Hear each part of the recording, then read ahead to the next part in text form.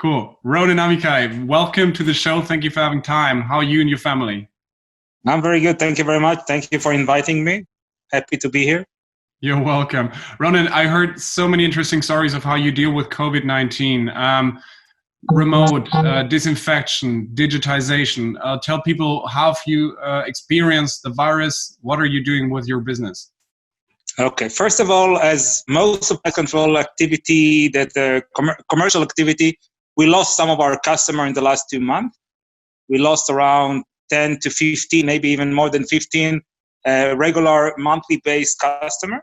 So this was the hard part because most of them closed their business, hotels, restaurants, office buildings, a lot of that we lost. Yeah. But from the other side, we got two interesting customers. First of all, we got a lot of disinfection work.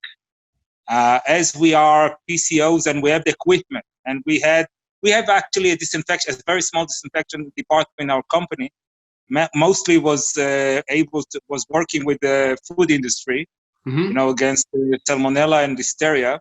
We took the equipment, we took the people, and we moved to give a service against coronavirus. We find good products, especially from the US, as nobody have any experience how to do disinfection in the new world, in offices, in banks, in commercial buildings, because we never did disinfection in this area. We copied the EPA list of products that are supposed to be good against coronavirus, what they call the N list, the EPA N list. And we start to work with this. The first shipping of the disinfection was by air. So the cost was very, very high. But now we start to get containers that were shipped to us, ocean freight, so we can get a better pricing and giving a lower pricing level of disinfection. We were focusing on what came actually. It's something new for us. We start to work in airplane. We're doing most of the airplanes that are coming to Israel or leaving Israel. Even though Israel was one of the first countries that closed borders much earlier than anyone else. Before the end of February, we already closed borders. We still have a lot of transportation, especially cargo, and we're disinfecting the planes. We build teams that are sitting in the airports and able to disinfect in very close circle, very short time from getting the order to doing it. And lately, we upgrade our equipment to be a better equipment. We start with, regular pest control equipment, ULP disinfection. And now we are working on ultra-static guns, spraying guns that are coming from the US. Nice. And we're using Wire technology. They have a beautiful sprayer that is battery operated with a fan that's able to. They have a nozzle that can give you a ULV. So you can distribute further into large rooms. Yeah, we can do, and also we can go with smaller team. When we start to do disinfection, because we use electric wire and everything have to be wired, it took us at least 2 to 3 people as a team to do even a small job. Now we start to work as a single operators, and because they don't have to carry any electric wire, and so they're very flexible. We're able to do, and we are focusing on commercial accounts as we did before. We're not doing domestic, even though we're getting there's some inquiry from the private sector. People don't want to do houses. So we're doing a lot of government, military. We're doing a lot of hotels, coronavirus hotel. Israeli copied the Chinese system. Yeah, tell people, what are they doing? Yeah, what they did, they're taking two kind of people. They're taking sick people from cities and neighborhood that are having a high level of sick people in the neighborhood, and separate them from the sick area and moving them to hotels.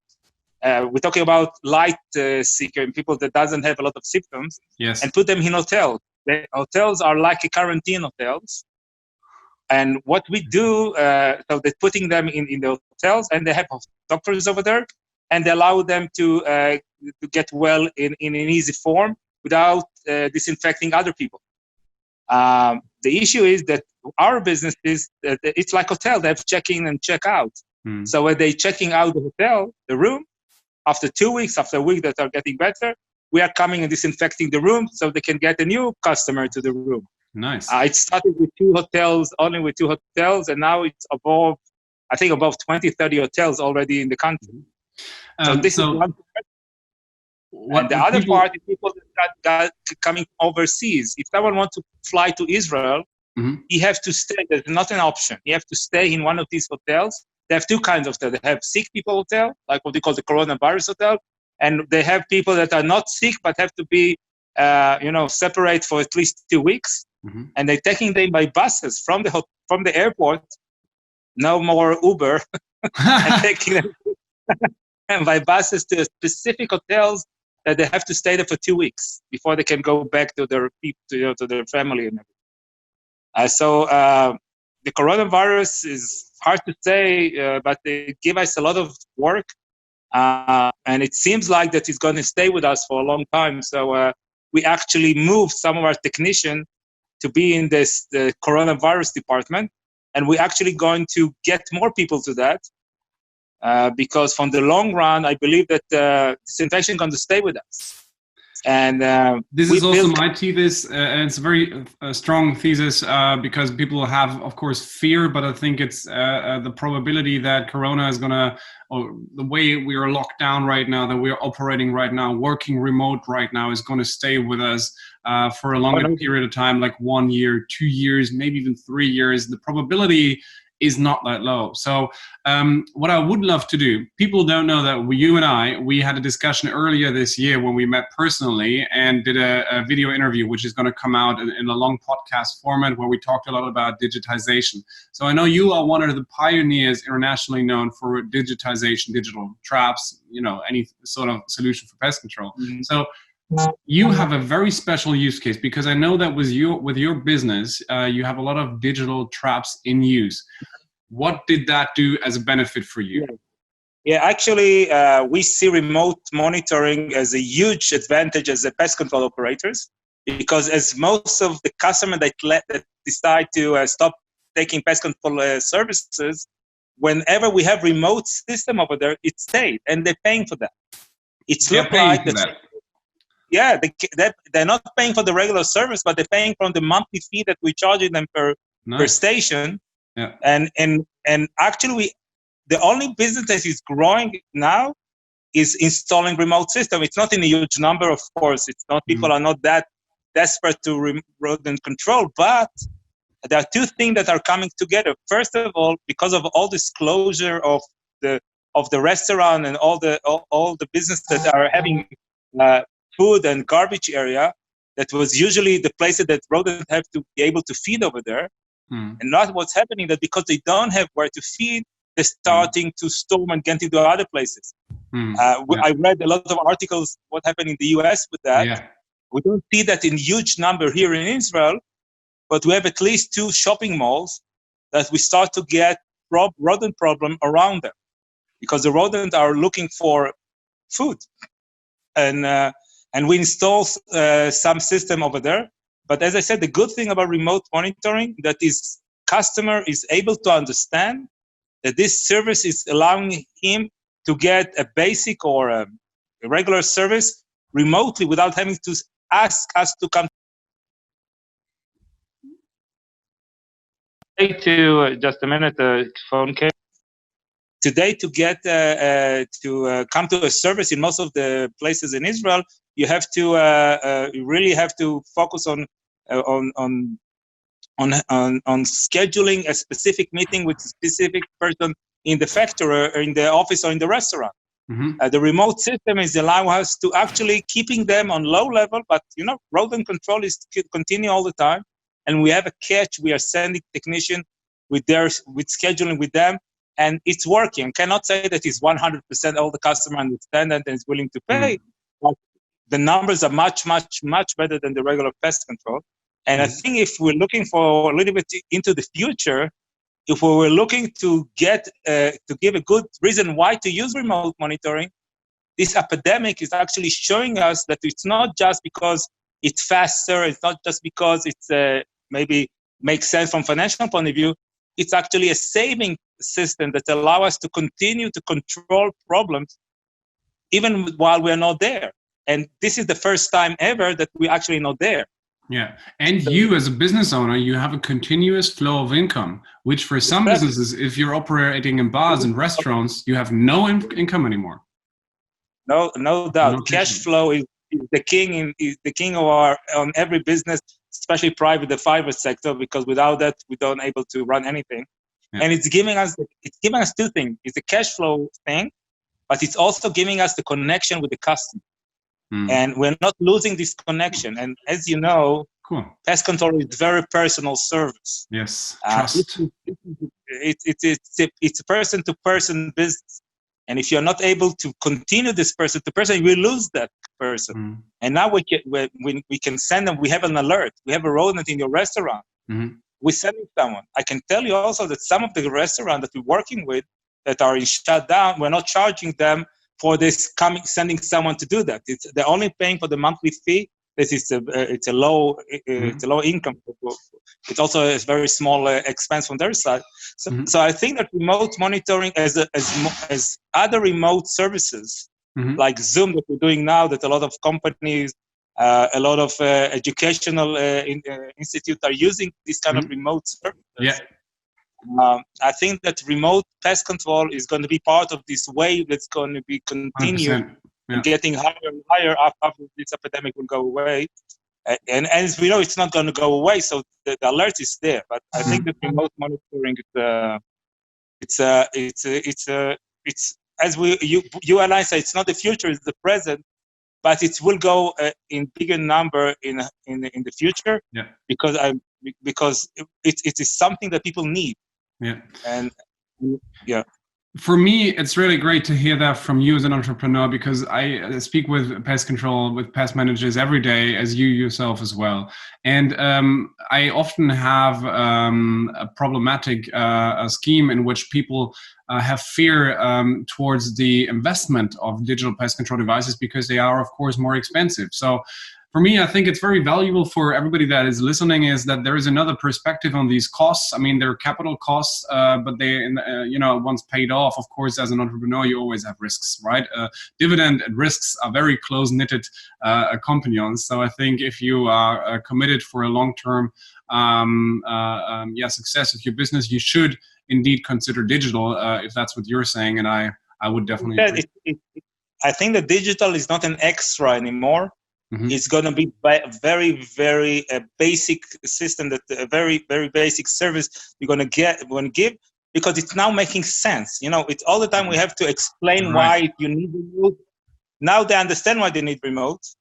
And no doubt that, as we know, both of us know that we're here to stay. We're here to stay, absolutely, yeah. For me personally, I want to ask you two more things. Does the perception of pest control change in your eyes? Because, everybody that has had a hip clothing manufacturing brand or whatsoever is now having huge cash flow or business issues. And us pest controllers are considered as key industry and as relevant industry and can still consider to keep on working. What did that change in your company, or for you as an insider? For you, it was always a business that you have been passionate about. But what do you think will that do to pest control as a branding and perception of our sector and the value it brings? I can only say what is happening in Israel. We are in the exit strategy now. We're starting to open business in Israel because of the very low rate of death and other. So the business are opening, and one of the first things that we are actually feeling that we're taking back businesses. People are asking, so people see us as a vital services. People see pest control is one of the first things that are starting back, and we lost just in number. We closed with we freeze a 1,700 customer on March and April, including restaurant, as I said, a lot of business. They start open Israel only on last Sunday, and from last Sunday to today, we already got more than 200 customers just start to come back. Nobody is dealing with when someone is opening his business, especially in the food industry, especially in the restaurant, fast food and that. They're taking us as one of the first services that coming back. So wow. I think people see pest control as a vital service. And I think that also the disinfection that was always kind of a narrow, kind of a very, very close to pest control, but not a pest control. If we as a pest control operators will take over that, and we are fighting against the cleaning company and the hygiene company. Yes. But I think as pest control people, we are very flexible. We have trained personnel, and we can combine disinfection and pest control all together. And I can say that I'm trying to, as you know, trying to spread all the knowledge that we have about disinfection, product, technology, as an open service, as a free service to any PCO in the world. And I think that we can join together because we are much smaller than the hygiene and the cleaning company, but I think we are much more professional and flexible. 100%. Exactly, and we can run much faster. Yeah. I think that all the marketing campaign that pest control companies start with, you can see them that we are really aggressive in this market. But I think that there's a lack of information for a lot of pest control, and they're doing mistakes. Mm-hmm. And I'm more than open to share everything that we have. You know, we're not we're colleagues. We are not fighting each other. Yeah. And there are good practice in many companies, and there's a lot of good products. And I think that's faster that we build a good service, a service tool to help our customer. We can get better business, and it will help us to cross this very, very difficult time. Yeah. I'm sure too. Yeah, thank you for that. I can speak from my personal experience from you. You're always a big helper, and you see the bigger picture, and you've never been competitive. So I can just ask anybody who's seeing this video to search up Ronen Amichai on LinkedIn and send him a message. He's definitely going to help. And you can share whatever I send you. As I said, it's open for everyone. Cool. I think that sharing information, as we're trying to do it, will help everyone. And I think that if we see ourselves as the pioneers of disinfection services in our countries, it will help us to get better and faster in the way that we are today. Because no doubt that we are dealing with a very big problem, with a very big, we are getting to a recession time. Yeah. But I think that as a lot of articles wrote before, pest control is a kind of a solid business that can run through a hard time, and we've been there. We've been in a few crises already. I'm older than you. 2008. I'm sorry? Yeah. I'm older than you, so I even remember. Maybe like 5 years, Ronen, maximum. So anyway, my last question, Ronen, my last question would be, as you're 1 or 2 years older than me, how do you and your staff organize remote working, and how do you personally feel about remote working? First of all, I'm loving it. I have to say, I'm talking to you from my home. I'm still continue to work while we're talking, so remote technology is helping us a lot. And I think that, first of all, what we did, we divide our team in the office. We have 22 personnel in our offices. We divide them to 2 teams, A and B, and they're working, A team working on Sunday, B team working on Monday, and none of them is working on Tuesdays. So all of them working at home. We build a network that allow us to work and getting the information flow. And I think that everything is really, I'm loving it. I think that, as you said before, some of that is going to stay after that. I think that some of that, we just took a very big offices space lately, and I'm not sure that we need that anymore. I am with you on that. Also, if you want to be attractive as a company, I mean, we have a lot of our staff also is very young, you know, Generation Y. I don't think they're going to accept any company as a place to work that does not offer home office. I think 1 or 2 or 3 or even fully remote servicing. I mean, we work with freelancers all around the world. We have people that cut our videos from another country and people that advise us from another country. So why wouldn't we have staff from another country working, or another city or region that's not traveling to the office every day, right? Yeah, the only thing that I'm really missing is the is a traveling part of my business. I know you love to travel. Yeah, that's over for now. All my mileage is gone away. Yeah. Yeah. You're going to be downgraded in your American Express. Yeah. It's a really, this is the only bad thing that's happening. No, but a little bit serious. Yeah, I think that if we'll be smart enough, we'll take what good came from this situation, and we'll be able to be more flexible. Sure. And I think that happy employees and all our employees, I think, I cannot speak for themselves, but all our employees are very happy working at home. They're happy to go to the office when they can, by the way, to leave the house when they and leave the kids and come to the office.